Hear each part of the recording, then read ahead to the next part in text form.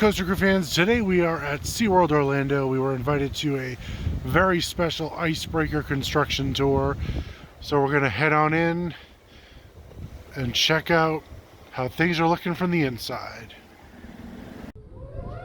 I ordered up some cold weather for you. I promise this is the last cold weather joke we'll make, but thank you very, very much for being here, for your patience. Just a couple of housekeeping items, and then I'm going to hand everything over to Brian and Joseph, who is going to really walk you through the attraction, and then he's going to get out there with you and show you the key elements of the ride. A couple things. Please, if you weren't able to hear prior to coming in without the microphone, please be safe. That's very important to us. Safety first. So please keep your hats on. Are really going to bring this out and be looking great. So you can see the ride track behind me, but one of the key features of the ride that you might not really think about is this transfer track right here, our switch track. So this is a high-speed switch. It's a pretty unique feature from a roller coaster standpoint. So this is going to take you horizontal over onto our transfer track, and it's going to allow us to run two trains with a forwards and backwards launch. So once your train pulls out and you roll onto the launch track back here, you'll start out with a backwards launch, and that backwards launch is going up this way. It's going to head up the beyond vertical reverse spike, and that reverse spike is tilted at 100 degrees. That's beyond vertical, and that's the steepest drop on any coaster in Florida, so that's really exciting. So it's 4 launches, so this launch track is going to be busy. You're going to go backwards, forwards, backwards, and forwards once more, hitting 52 miles an hour. Now the exciting feature of this launch that makes it a little different than most is we have an airtime hill on either side. So there's one over here, and you can see this one low one over here. So each one of those hits on the launch is going to be a little more powerful as the airtime goes, finally culminating in a nice pop of airtime here as we crest up and over our top hat. That's an 80-foot tall element right there, and a near vertical drop off of it. So heading up in, you're going to get really great airtime in the front seat. Heading down off, you're going to get great airtime in the back seat. Now, once you get off of that element, you see all these low-to-the-ground airtime hills. There's lots of twists, turns, high-banked corners. You can see where the track ends right now. We're in the process of just wrapping up the concrete on the other side in our back house area, and we'll be wrapping up that track real soon here. And then our return run that comes down here, kind of weaving its way in between columns. It's a lot of really close kind of head chopper moments as you run through there and up into our brakes here. One of the cool features about this attraction is just how tight of a construction site it is. You can see this is the launch track right here, inches from the station. So as riders exit the attraction and go down our exit ramp right here, they're going to have a coaster within inches of them, shooting by, launching 4 times. It's going to be a really kind of cool feature, really interactive. Down here, we're going to walk a little bit later. You can see our pathway that's getting formed back up. This is the pathway that was here before the construction started. And this is going to take you right underneath of that beyond vertical reverse spike. So you're going to be able to see that from a whole new angle, look right up at people that are looking straight down at you, having a really, really fun time on the ride. So what you see here is just part of the story, because the underground of all this area is a really big undertaking, and that's what takes a lot of the time during this construction process. So there's a lot of concrete underneath of these. You can see the various footers that are popping up. That's just part of the overall foundation, which could be as big as 12 by 12 for some of these individual footers, or even larger for others. And there's a lot of electrical involved. So this building right over here is our electrical room, and all of the electrical cabinets for the ride come out of there and feed all of the launch components. Each of these white spikes that you see out here, these white fins, those are called LSM launch stators. So those are what actually propel the train, the magnets that are on the train, to launch this ride back and forth. So it's a really heavy utility project. There's a lot of underground piping, there's a lot of electrical, there's a lot of pneumatic piping, and everything comes together to create this exciting ride. On the way in, you walk through our queue line, so that is the former dining area for the Mango Joe's restaurant, which we will have additional seating there, but we'll also have our queue space here. Our interactives talking about the Alaska Sea Life Center, our conservation partner for the ride, and the new entrance over here on the side. So part of the relaunched Wild Arctic Plaza will be home to Icebreaker here. So what we'll do now is we will go do our quick tours here. So we'll split up into two groups and look at a couple of different areas. We're going to go look at the launch, or at the spike. We're going to go look at the top hat and some of the low to the ground elements so you can get an idea of scale and just how big the coaster track is. Because you might not get that idea from standing out here where we are. So we'll split into groups and then we'll go down. We'll come back up for the second group, and then you feel free to ask any questions on that tour, as we're going. Thank you. So Brian did already get the question, where is the piece of track that we signed if we were here at the icebreaker announcement in October? And it's right over there to my left, and Brian is going to show you when you're walking around. So don't worry, you'll be able to see it a little bit closer too and see your signature on the ride. Okay, great.